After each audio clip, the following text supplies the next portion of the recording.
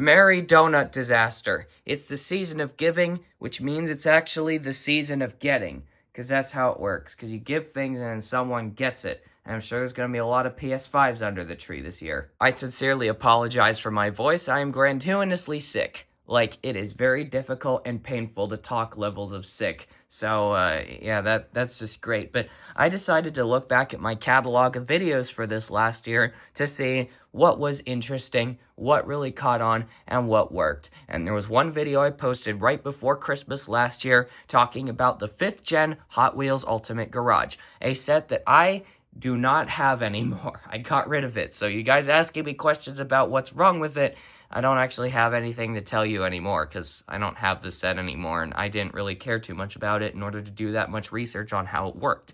But I decided to look at the Huh? 100,000? 100,000.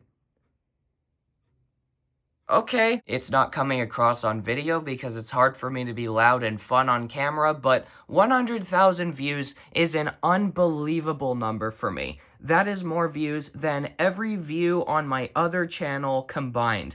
That's a lot. That is an insane number. So obviously this year, we have to do it again. And which Hot Wheels Ultimate Garage set am I going to be making a video on this time? I don't know. We've got to build it first. And you know what that means? It's montage time. And you know what that means? Squire, bring forth my montage music, please.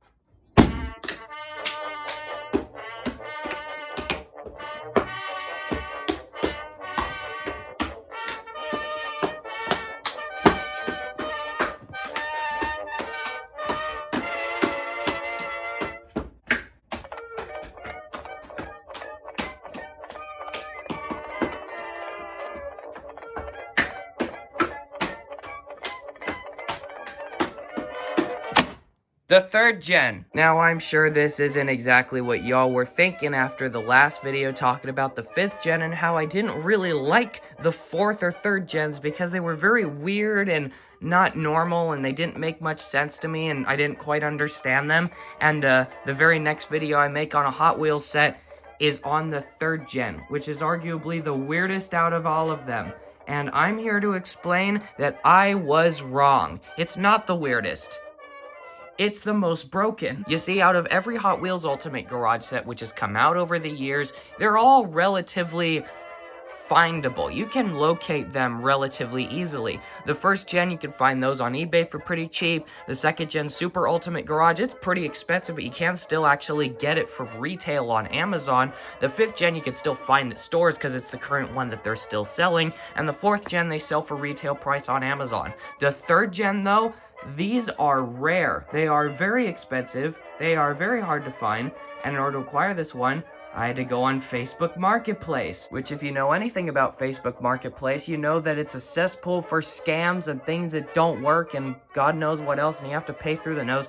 I scored this one for $40, which I thought was a really good price, even considering the issue that it has. But the seller was very upfront about the issue, and I knew that it was going to be an issue going forwards. There are a couple pieces missing, so it's like, yeah, there should be a thing right here in order to divide the cars, and they always hit this corner every single time. There's also a little piece right there that's missing. Potato, you can get it to work.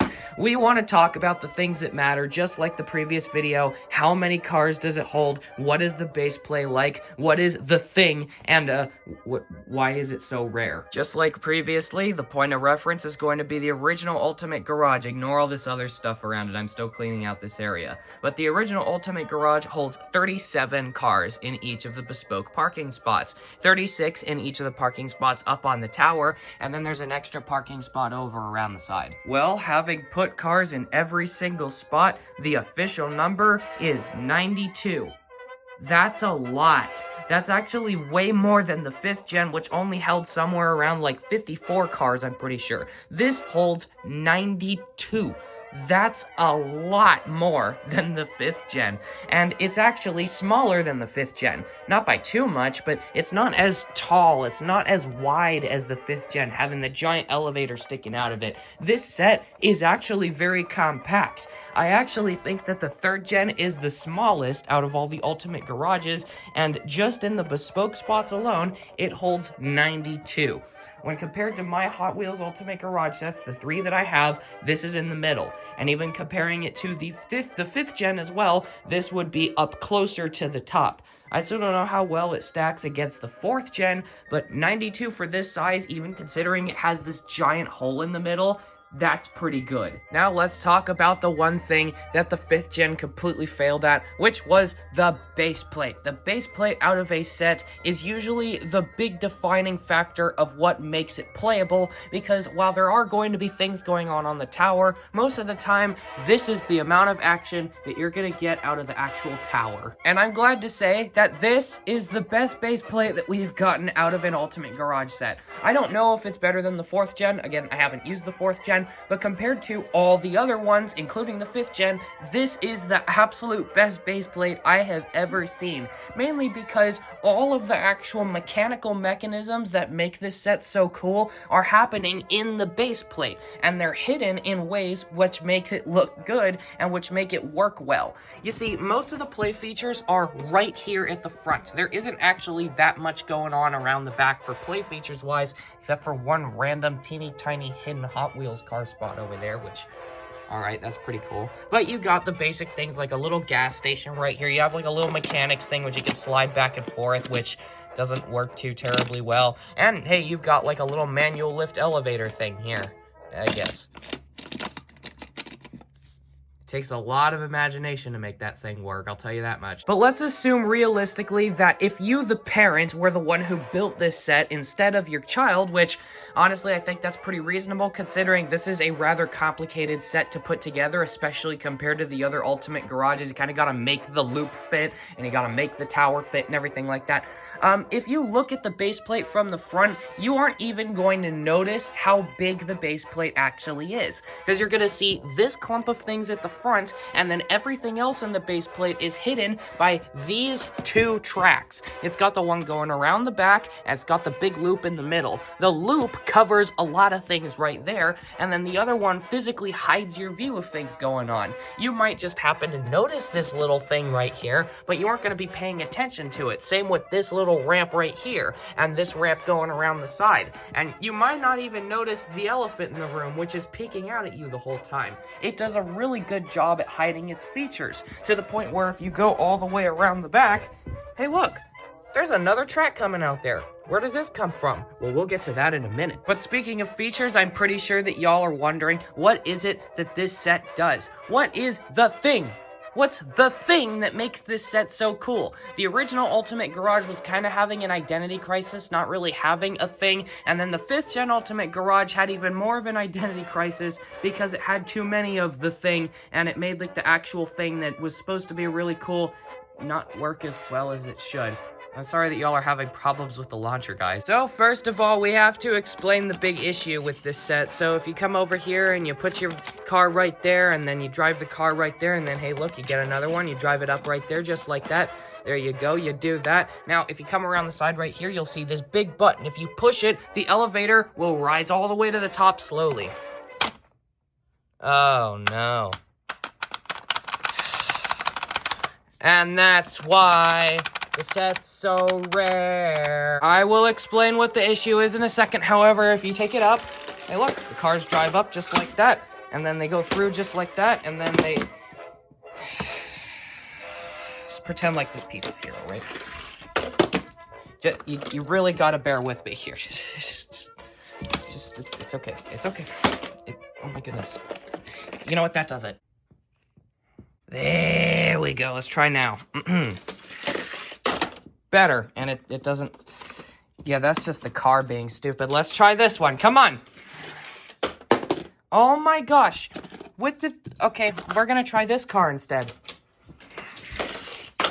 There we go. So the car goes through, and it goes all the way around, then it appears right there. And then presumably, if you were to get another car, and you put it through the same cycle, the exact same thing will happen, and it'll appear on the other side. All right, so now you've got the cars which have gone down this ramp, done this big jump, and then gone all the way around again, and appeared right here at the bottom of the loop, and are completely stranded.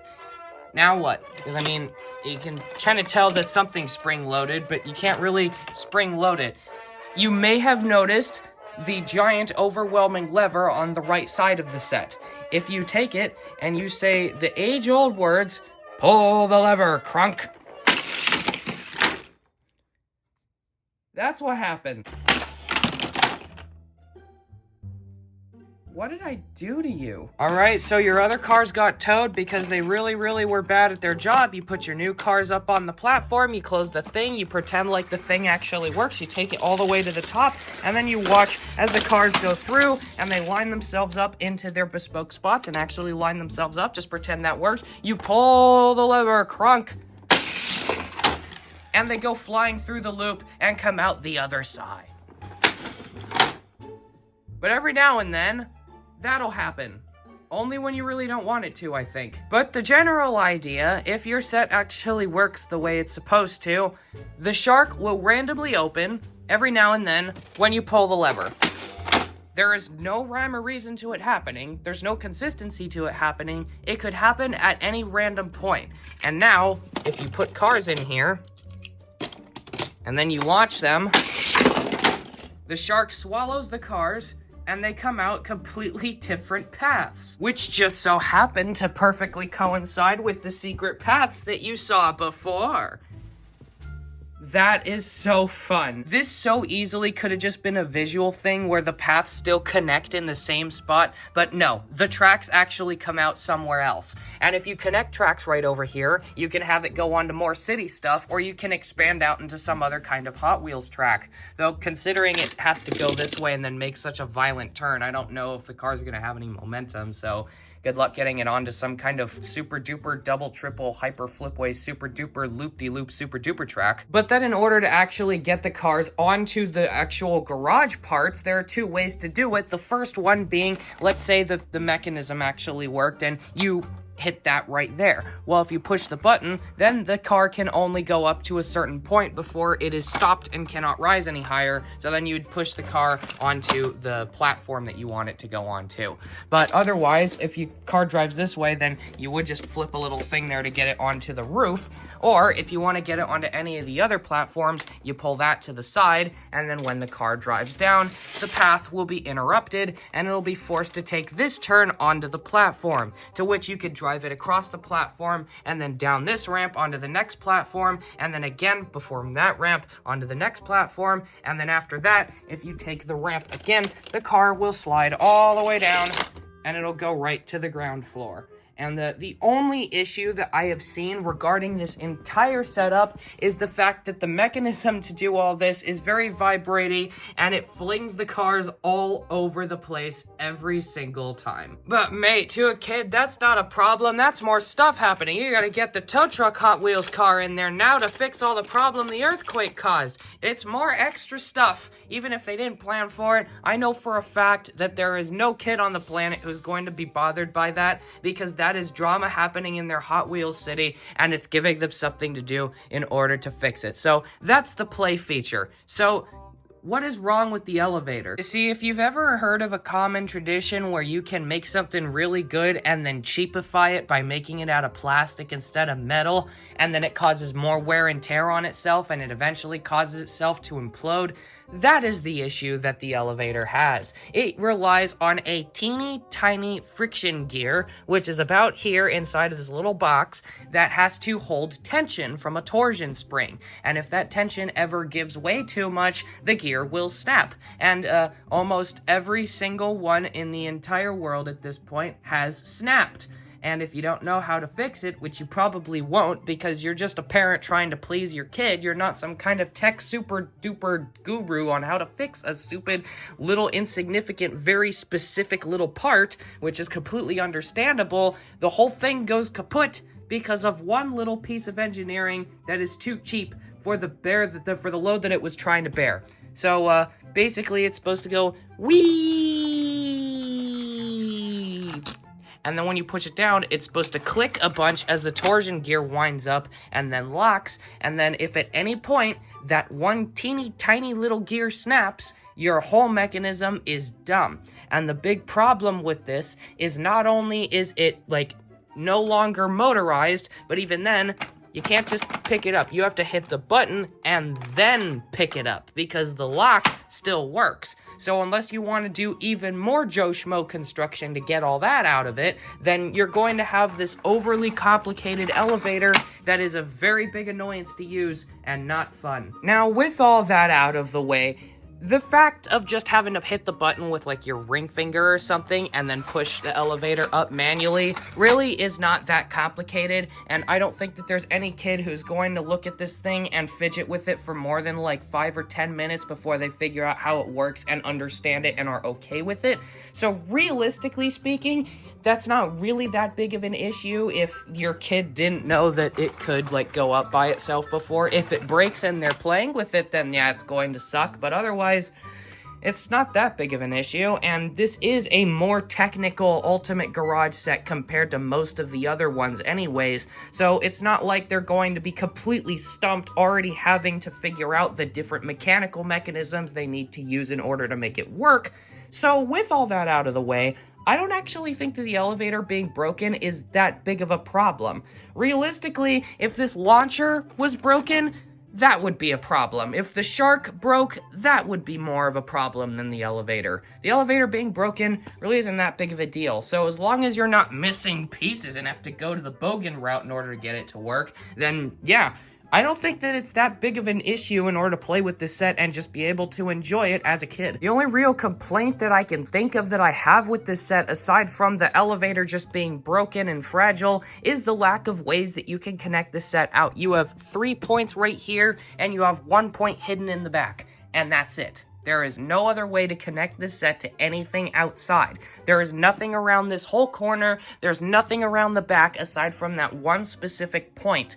So if this is the only city set you have, that's great, but if you want to connect this to more city sets, you can see that there's like a mechanism to align it. You're probably going to end up blocking this ramp off, or you're going to be blocking off more stuff over there, or you're just not going to be able to find anything that fits because it's such a strange and unique proprietary connection type that is made to work with other sets from the same system that this set is not really designed well enough for. So aside from that, what do I think of this set, and do I think that it's worth trying to track one of these things down on Facebook Marketplace to give to your kid for Christmas? To that, I have to ask 3 questions. 1, is it below $100?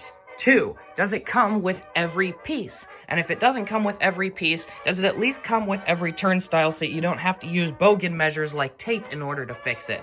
And 3, how resourceful is your kid? Is your kid going to be able to easily navigate around the slight hiccup that is the elevator that is most certainly not going to work? And if that's the case, are they still going to enjoy the set? Is that the type of kid that your child is? Because if not, then I can see this set being quite an issue. I can see it being very annoying. I can see it being something that they're going to play with for like maybe 15 minutes and then not want to play with anymore. But if your kid is resourceful enough to understand how the elevator works, getting around it and being okay with getting around it and being able to actually just play with the rest of the set, then I don't think you got a problem to worry about. And really, I see the most value out of this set than any of the other Ultimate Garages aside from maybe the first gen. This Ultimate Garage is super cool. It is really, really enjoyable and satisfying to play with. The shark thing, when it pops up, is really fun and really silly. When it doesn't pop up, you've just got this enormous loop-de-loop. Like, the loop is huge. This is a big set. There is a lot of physical mass going on here. There's a lot of stuff to look at. There's a lot of stuff to play with. It's a very fun and satisfying set to play with.